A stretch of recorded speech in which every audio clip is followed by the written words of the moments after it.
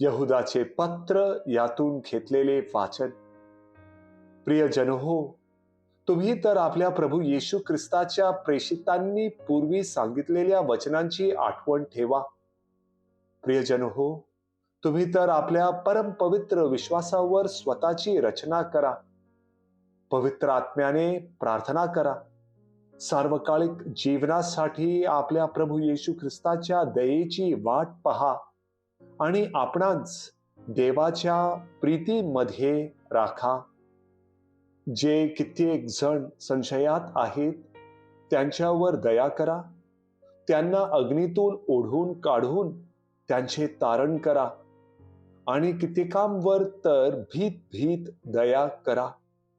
मात्र देहाने ढागळलेल्या वस्त्रांचा तिरस्कार करा. तुम्हास पतनापासून राखण्यास आणि आपल्या ऐश्वर्युक्त सानिध्यात निर्दोष असे उल्हासाने उभे करण्यास जो समर्थ आहे, अशा आपल्या उद्धारक एकाच देवाला, येशू ख्रिस्त आपला प्रभू, ह्याच्या द्वारे गौरव, महिमा, पराक्रम आणि अधिकार ही युगाआरंभापूर्वी, आता आणि युगानुयुग आहेत. आमेन. प्रभूचा शब्द. देवाला धन्यवाद.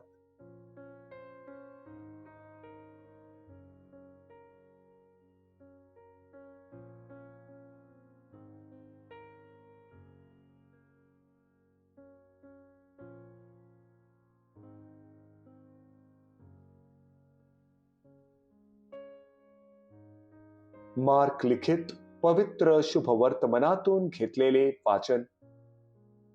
येशू आणि त्याचे शिष्य पुन्हा यरुशलेमात आले आणि तो मंदिरात फिरत असता मुख्य याजक, शास्त्री आणि वडील त्याच्याकडे येऊन त्याला म्हणाले, तुम्ही कोणत्या अधिकाराने ह्या गोष्टी करता आणि त्या करण्याचा हा अधिकार तुम्हाला कोणी दिला?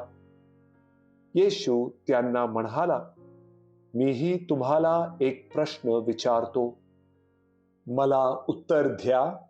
म्हणजे ह्या गोष्टी मी कोणत्या अधिकाराने करीत आहे ते मी तुम्हाला सांगेन. योहानाचा बाप्तिस्मा स्वर्गापासून होता किंवा माणसापासून होता ह्याचे मला उत्तर द्या. तेव्हा ते आपसात विचार करू लागले. स्वर्गापासून होता असे म्हणावे तर तो म्हणेल की तर मग तुम्ही त्याच्यावर विश्वास का ठेवला नाही?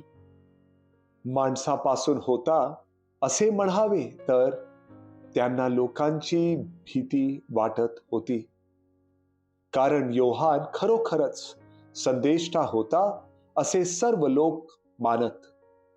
तेव्हा त्यांनी येशूला उत्तर दिले, आम्हास ठाऊक नाही. येशू त्यांना म्हणाला, तर मग कोणत्या अधिकाराने मी ह्या गोष्टी करीत आहे ते मीही तुम्हाला सांगत नाही.